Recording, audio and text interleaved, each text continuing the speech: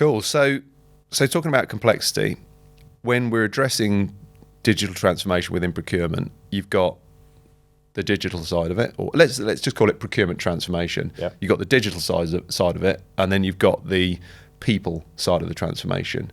So we discussed earlier the fact that you need to understand where the business is going. You need to make sure you're lining up with the strategy. But when you're trying to balance out that kind of people transformation, a digital transformation, firstly, what do the two different things mean to you? And secondly, how do you feel it's most appropriate to try and balance that? So I think digital transformation, people get very hung up on this in terms of what's digital for one organisation is very different to what's digital for another organisation, because Right. if you're a SME, low margin, you've probably had lots of manual processes, and actually just having any form of technology is digitisation.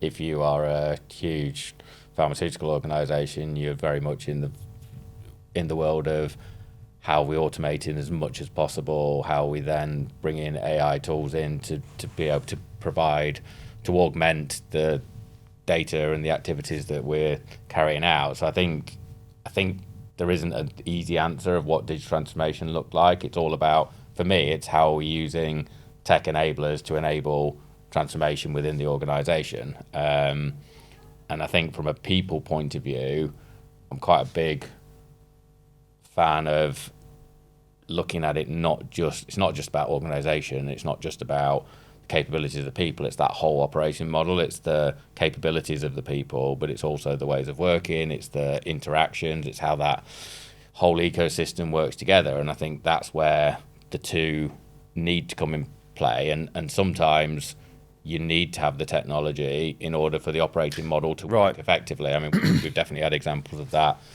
where we designed the operating model of what the end state would look like, but we couldn't actually make some of the changes until the technology enablers were put in place, because the roles became a different type of role of what you actually was needed in the future. So I think they go hand in hand, and I think you really have to look at it from what works best from a planning point of view, but also you have business strategy, you have business constraints, you have funding constraints, you have all the different things that go with transformation. I don't think I've ever been anywhere where you walk in and everybody says, here's a empty open treasure chest, please take as much as you want and go and spend what you want, and then just tell us when you finish.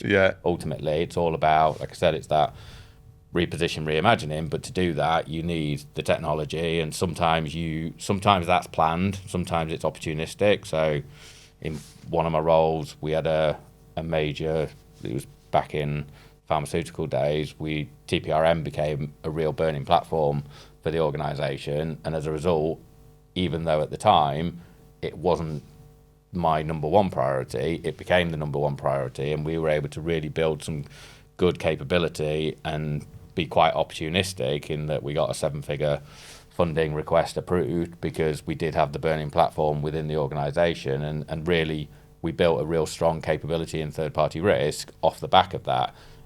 When I first went in, it wasn't in the top 3 of these are the things we were going to do, but it soon became number 1, and then we built that capability up. So I also think you can have the best plan in the world, but sometimes different things happen in the environment, and obviously that's never been truer as it has been in the last few years in terms of whether it's COVID, whether it's inflation, whether it's interest rates. There's obviously a huge amount of change, and I think what's important now is really having a clear operating model, a clear foundation, and then being able to build on that and adapt and be agile within it, as opposed to something which ends up like a cruise liner trying to turn that. I just don't think that works anymore. So it's really about, where do we think the world's going to go? Where do we think the organisation's going to go? Let's build the right capabilities within our operating model to do that. But actually in 2 years, that will probably need to evolve further because things have moved on, or we've got things wrong. I mean, ultimately, don't think I've ever done one of these transformations where every single decision I've made has been perfect and we've got everything right, because you don't. It's making that sort of level of change is a challenge, and you get the 80% right, but you'll have the 20% and you'll have the challenges with people in the organisation, and therefore you have to just continue to evolve. Yeah, Which I think, actually, coming back to it, given you used to work in the same media organisation, that was a great learning for me, because that was not an easy organisation to work in.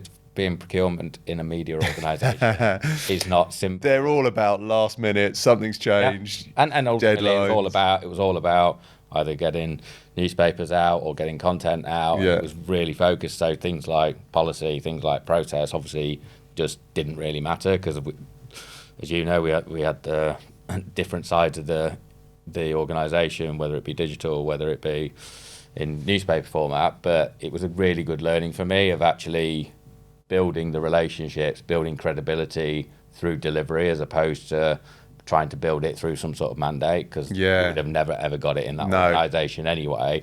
And even if you got it, nobody would have ever listened to you. So it was all about, how are we driving value? Why actually do you want to work with us? Because actually we can bring some really great things for you. And I think we went on that, and it was probably the things you got involved in was very interesting.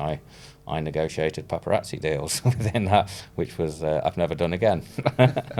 So it was a very interesting environment.